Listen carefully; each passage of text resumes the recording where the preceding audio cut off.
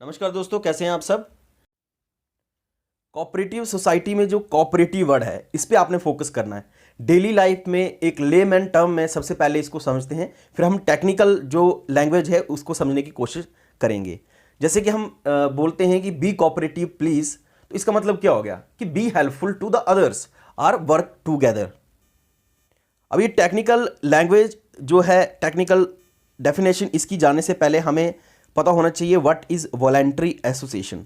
Voluntary association हो गया कि ये ऐसी ऑर्गेनाइजेशन है, कोऑपरेटिव सोसाइटी जो है ये एक ऐसी ऑर्गेनाइजेशन है जिसमें आप फ्रीली ज्वाइन कर सकते हो और फ्रीली लीव कर सकते हो। इट मीन्स क्या हुआ कि आपकी मर्जी, इसमें फोर्स करके आपको ऑर्गेनाइजेशन में नहीं छोड़ा जा सकता है। दूसरा, इसका वेलफेयर मोटिव जो है ये पता होना चाहिए कि वेलफेयर मोटिव मीन्स क्या। इसका मतलब ये हुआ कि you are not going for the profit motive, you have only the service motive. अब वर्किंग टुगेदर, आपको पता है कि कोऑपरेटिव सोसाइटी में क्या होना चाहिए कि वर्किंग टुगेदर का मोटिव होना चाहिए। फोर्थ पॉइंट आपको ये पता होना चाहिए कि you have a common purpose, service motive, mutual help and welfare. ये आपकी टेक्निकल जो टर्म्स थी, ये कीवर्ड जो मैंने डिस्कस किए। अब हम जाते हैं कि जो टेक्निकल डेफिनेशन है कोऑपरेटिव सोसाइटी की उसको जानने की कोशिश करते हैं।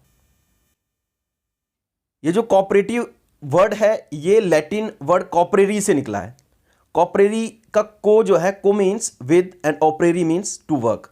मतलब ये हुआ कि वर्क टुगेदर, जैसे अभी हमने पढ़ा ये वर्किंग टुगेदर मतलब हो गया कि इकट्ठे होकर हमने काम करना है।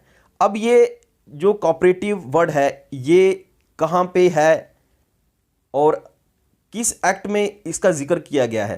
तो द कोऑपरेटिव सोसाइटी मीन्स, हम कोऑपरेटिव सोसाइटी किसको बोलेंगे, हर एक सोसाइटी को कोऑपरेटिव सोसाइटी नहीं बोल सकते। कोऑपरेटिव सोसाइटी उसी को बोलेंगे जिन्होंने रजिस्टर किया होगा इंडियन कोऑपरेटिव सोसाइटी एक्ट 1912 में। ओके, तो वो इंस्टीट्यूशन, वो कॉरपोरेशन जिसने रजिस्टर किया होगा इंडियन कोऑपरेटिव सोसाइटी एक्ट 1912 में। ओके, और cooperative means working together with others for the common purpose. Now let us discuss technical definition of the cooperative society. Cooperative society is a voluntary association. Voluntary association started with the aim of service of its member. It is a form of business where individuals belonging to the same class join their hands for the promotion of common goals. देखो, सबसे पहले क्या है कि ये voluntary association है। आप अपनी मर्जी से इस ऑर्गेनाइजेशन को ज्वाइन करते हैं और ये सर्विस मोटिव होता है। जितने भी कोऑपरेटिव सोसाइटी के इनके मेंबर होते हैं उनके लिए इनका क्या मोटिव होता है कि हमें सर्विस करनी है, जितने भी हमारे कोऑपरेटिव सोसाइटी में मेंबर हैं। और ये इनका कॉमन गोल होता है। ये आपने जितनी की टर्म्स जो हैं ये आपके एमसीक्यू के लिए इंपॉर्टेंट है, क्योंकि यहीं से क्वेश्चन एमसीक्यू में निकल सकते हैं। फिर आपको एक और बात याद रखनी है कि इंडिया का कौन सा एक्ट है यहाँ पे इनको रजिस्टर किया जाता है कोऑपरेटिव सोसाइटी को। तो section 4 of the Indian cooperative society act 1914 वहां पे इनको डिफाइन किया गया है। Defines a cooperative as a society with its objective for the promotion of the economic interest of the its member in accordance with the cooperative principle। और कुछ देखो, कोई भी कोऑपरेटिव सोसाइटी है ना, उसके कुछ प्रिंसिपल होंगे, किसी प्रिंसिपल के आधार पे जो है कोऑपरेटिव सोसाइटी चलती है।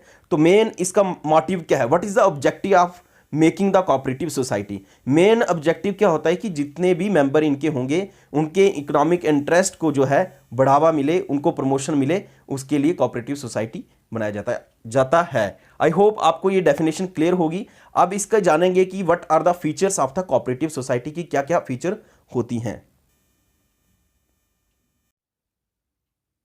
Feature of the cooperative society, सबसे पहले इसमें आ गया वॉलंटरी एसोसिएशन, जो कि हमने पहले भी डिस्कस किया। वॉलंटरी एसोसिएशन हो गया the membership of the cooperative society is voluntary in nature, that is it is as per the choice of the people. Any individual can join the cooperative society and can also exit the membership as per his desire. The member needs to be served as a notice before deciding to end the association with the society. कहने का मतलब ये है, कहने का तात्पर्य ये है कि आपको फोर्सफुली इस ऑर्गेनाइजेशन में नहीं रखा जाता है। आपकी मर्जी है तो आप ऑर्गेनाइजेशन में रहेंगे और आपकी मर्जी है तो आप कोऑपरेटिव सोसाइटी को छोड़ सकते हैं। It means it is a voluntary association. तो ये आपको क्लियर हो गया होगा। नेक्स्ट है ओपन मेंबरशिप। सेकंड जो फीचर है वो है ओपन मेंबरशिप। ओपन मेंबरशिप का मतलब क्या हुआ? ओपन मेंबरशिप हो गया कि it is open for all. किसी भी कास्ट, किसी भी जाति प्रजाति, किसी से भी बिलोंग करता वो मैटर नहीं करेगा, सब इसके मेंबर बन सकते हैं। The membership of the cooperative society is open to all, that is membership is open to all irrespective of their caste, creed and religion. तो ये आपको पता होना चाहिए। दूसरी फीचर ये है। नेक्स्ट आ गया रजिस्ट्रेशन। तो भाई देखो, कोऑपरेटिव सोसाइटी है और मैंने पहले भी बताया कि कोऑपरेटिव सोसाइटी ये नहीं है कोई भी सोसाइटी उठ के ये बोलने लगी कि हमारी ये कोऑपरेटिव सोसाइटी है। आपको रजिस्टर करना पड़ेगा। और रजिस्टर कौन करता है कोऑपरेटिव सोसाइटी को? He is the registrar of the state. जैसे आप असिस्टेंट रजिस्ट्रार का एग्जाम दे रहे हो तो इसके ऊपर ज्वाइंट असिस्टेंट रजिस्ट्रार के third point is registration. This is the third feature of the cooperative society. और देखो, कोऑपरेटिव सोसाइटी जो होती है ना, इनको रजिस्टर करना ही पड़ता है, तभी ही उसको मानेंगे ना कोऑपरेटिव सोसाइटी। तो cooperative society needs to be registered in order to be considered as a legal entity. तो लीगल एंटिटी मानने के लिए कोई भी कोऑपरेटिव सोसाइटी है उनको रजिस्टर करना पड़ता है। अब कौन रजिस्टर करेगा? वो करेगा रजिस्ट्रार। कौन करेगा? रजिस्ट्रार। आपकी पोस्ट कौन सी है जिसका एग्जाम दे रहे हैं? वो है असिस्टेंट रजिस्ट्रार। तो इससे ऊपर जो पोस्ट होगी वो कौन सी होगी? रजिस्ट्रार। तो कोई भी कोऑपरेटिव सोसाइटी अगर अपने आप को रजिस्टर करेगी, कहां करेगी? रजिस्ट्रार ऑफिस में जाके। Okay. After registration it can enter into contract and acquire property in its name. उसके बाद अपनी जो प्रॉपर्टी है वो अपने नाम पे कर सकती है कोई भी कोऑपरेटिव सोसाइटी। लेकिन सबसे पहले आपको रजिस्ट्रार ऑफिस में जाके आपको रजिस्ट्रेशन करनी होगी अपनी कोऑपरेटिव सोसाइटी की। Okay. Next feature is limited liability. तो ये आपको पता होना चाहिए कि जो लिमिटेड लायबिलिटी है it depends upon the member की उन्होंने कैपिटल कितना कंट्रीब्यूट किया है, उसी के बेस पे लायबिलिटी होगी। तो आपने एमसीक्यू के लिए याद करना, एमसीक्यू के लिए, कि जो कोऑपरेटिव सोसाइटी होती है उनका जो है वो आपका अनलिमिटेड लायबिलिटी होती है या लिमिटेड लायबिलिटी होती है। तो आपको क्या याद रखना है? Limited liability of the cooperative society. ये बहुत ही इंपॉर्टेंट क्वेश्चन है, बहुत बार एग्जाम में आ चुका है, अदर स्टेट के एग्जाम में। The member of a cooperative society will have limited liability. The liability is limited to the amount of capital contributed by the member. जितने मेंबर ने कैपिटल मतलब पैसा जो है वो कंट्रीब्यूट किया होगा सोसाइटी में, उसी हिसाब से उनकी लायबिलिटी बनती है। Next characteristic is democratic character. Democratic character का मतलब क्या हुआ? देखो, डेमोक्रेटिक कंट्री में क्या हुआ कि देखो, one vote one man, one vote one man, ये इनका करेक्टर रहता है। डेमोक्रेसी क्या होता है? डेमोक्रेसी हो गया by the people for the people. तो इसमें एक बंदा जो होगा उसका वोट कितना होगा? एक होगा। तो ये नहीं है कि आपका वोट भी नहीं है, आप कोऑपरेटिव सोसाइटी के मेंबर भी हैं लेकिन आप इलेक्शन में पार्टिसिपेट नहीं कर सकते, या फिर आपकी कोई पावर नहीं है, तो तब तो डेमोक्रेटिक नहीं, वो तो ऑटोक्रेटिक हो गया ना, समझ गए ना, अथॉरिटेरियन हो गए। इसमें आपका डेमोक्रेटिक कैरेक्टर जरूर होना चाहिए जो भी कोऑपरेटिव सोसाइटी है। Let us discuss. Cooperative society forms a managing committee and elected members have the power to vote and choose the member themselves. The managing committee is formed so as to take important decision regarding the operation of the society. वो किस लिए? ताकि cooperative society को चलाने के लिए decision जब भी लिया जाएगा तो वोट या मेंबर इलेक्शन जब भी होगा, क्योंकि देखो इसमें इलेक्शन होते हैं, प्रेसिडेंट के इनके इलेक्शन होते हैं, इसके अलावा आपके जो बॉडी मेंबर होते हैं उनमें इलेक्शन होते हैं, और जब भी इलेक्शन होंगे तो जितने भी इनके मेंबर होंगे वो इसमें पार्टिसिपेट करेंगे। तो इसमें एक डेमोक्रेटिक कैरेक्टर भी होता है कोऑपरेटिव सोसाइटी में। 6 नंबर, सर्विस मोटिव। देखो, सर्विस मोटिव तो है ही, हमने पहले भी डिस्कस किया कि सर्विस मोटिव ही इनको प्रॉफिट मोटिव है ही नहीं कोऑपरेटिव सोसाइटी का। ठीक है। The formation of the cooperative society is for the welfare of the weaker section of the community. If the cooperative society earns profit it will be shared among the members as a dividend. अगर cooperative society पैसा कमा, ऐसा तो है नहीं, अब देखो example लेके चलें, एक अमूल की एग्जांपल लेके चलें, अमूल का दूध सब पीते हैं और इंडिया में अमूल एज ए कॉपरेटिव इन्होंने रजिस्टर किया था 1946 में। आज की डेट में इनके पास मिलियन टन में जो है मिल्क जो है इंडिया में बिकता है। तो अब हम बोलेंगे कि this is a service motive, yes it is a service motive है, लेकिन ये पैसा भी तो कमा रहे हैं ना। लेकिन अगर पैसा अगर कमा रहे हैं तो वो शेयर किया जाएगा among the member as a dividend, मतलब सबको पैसा बराबरी में दिया जाएगा। तो सर्विस मोटिव ये हुआ। नेक्स्ट आपका जो करेक्टरिस्टिक है 7th नंबर पे, under the state control. In order to safeguard the interest of the society member, the cooperative society is under the control and supervision of the state government. The society has to maintain accounts which will be audited by the independent auditor. देखो ये जो cooperative society होती हैं ये state के under रहती हैं। जैसे आपका एग्जाम है JKPSC ले रही है, ठीक है, और ये एक डिपार्टमेंट भी है JK cooperative department, Jammu and Kashmir cooperative department है, और उसी के अंडर जो है आपकी पोस्ट असिस्टेंट रजिस्ट्रार, फिर रजिस्ट्रार भी है इसमें। तो जितनी भी कोऑपरेटिव सोसाइटी है उनको रजिस्ट्रेशन कहाँ करना पड़ता है, वो करना पड़ता है रजिस्ट्रार के पास। और कंट्रोल किसके पास रहता है, इसका मतलब कंट्रोल किसके पास रहता है, अगर कोऑपरेटिव सोसाइटी को रजिस्टर करना पड़ता है तो स्टेट का बंदा है ना, जहाँ पे आपको रजिस्टर करना है, it means it is under the control of state. Okay, all these are the characteristic of the cooperative society. Let us discuss need for the cooperative society. हमें cooperative society की ज़रूरत जो है वो क्यों पड़ी। देखो इंडियन पर्सपेक्टिव में लेके चलेंगे तो आपने एंशिएंट हिस्ट्री में मौर्यन एम्पायर पढ़ा होगा।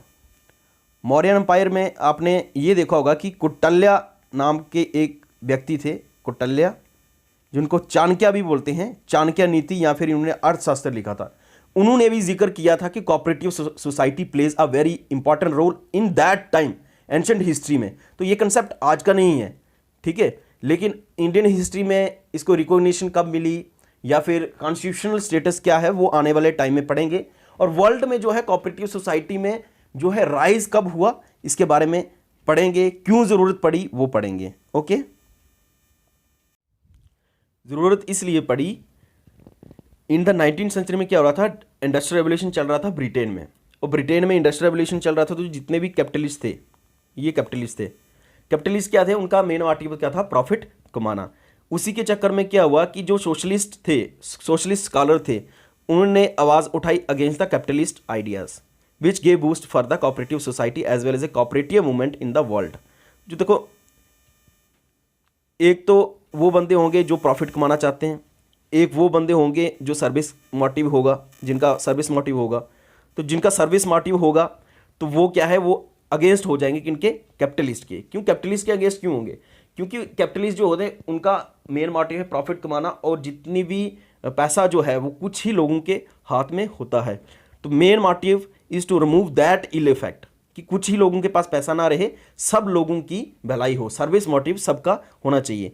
नहीं तो देखो ना, अगर पैसा कुछ लोगों के हाथ में रह जाएगा तो जो गरीब बंदे हैं वो मारे जाएंगे, पॉवर्टी होगी, अनएम्प्लॉयमेंट होगी, एग्रीकल्चर सपोर्ट नहीं मिलेगा, चीप लोन्स नहीं मिलेंगे, तो वो प्रॉफिट के चक्कर में क्या हो जाएगा, गरीब लोग मारे जाएंगे। इसीलिए कोऑपरेटिव सोसाइटी को बनाया गया था, to elimination of the middle man and remove ill effect of the capitalism due to industrial revolution, poverty reductions, unemployment reduction, cheap loans और एग्रीकल्चर सपोर्ट। क्यों, क्योंकि सोशलिस्ट जो स्कॉलर थे वो अगेंस्ट थे कैपिटलिस्ट के उस दौरान में, ठीक है।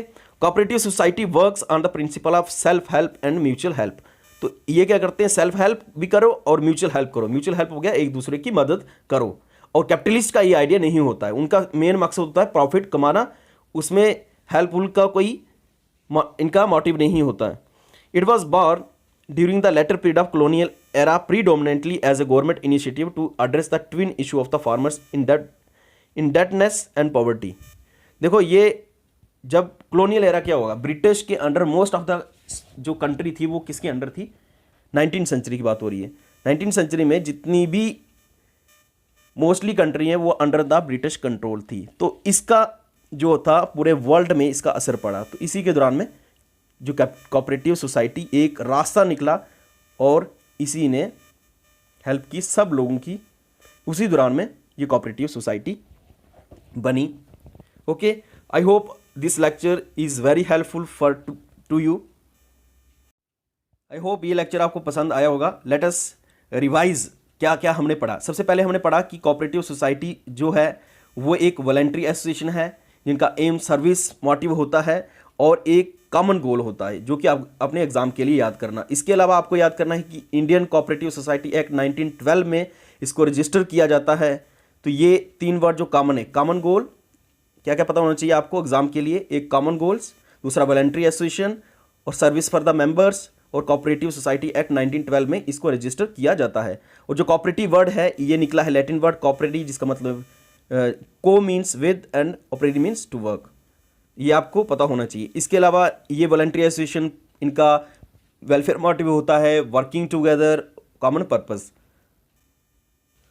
और कुछ फीचर जो हमने पढ़ी वो आपको पता होना चाहिए कि it is a voluntary association, open membership, registration करनी पड़ती है, लिमिटेड लाइबिलिटी होती है, डेमोक्रेटिक करैक्टर होता है, सर्विस मोटिव होता है और अंडर द स्टेट कंट्रोल। इसके अलावा हमने पढ़ा कि ज़रूरत क्यों पड़ी। ज़रूरत इसलिए पड़ी to remove the ill effect of the capitalism, poverty reduction को, अनएम्प्लॉयमेंट को रिड्यूस करने के लिए और चीप लोन देने के लिए। और मैनी जो सोशलिस्ट स्कॉलर जो थे वो कैपिटलिस्ट आइडिया के खिलाफ थे, इसीलिए ये था। और किस प्रिंसिपल के आधार पे कोऑपरेटिव सोसाइटी चलती है, वो चलती है self help and self mutual help. तो ये आपको सब पता होना चाहिए, किसके लिए, MCQ के लिए, जो कि आपका एग्जाम है। आई होप ये लेक्चर आपको पसंद हो गया आएगा। थैंक यू सो मच, मिलते हैं नेक्स्ट लेक्चर में, तब तक के लिए जय हिंद।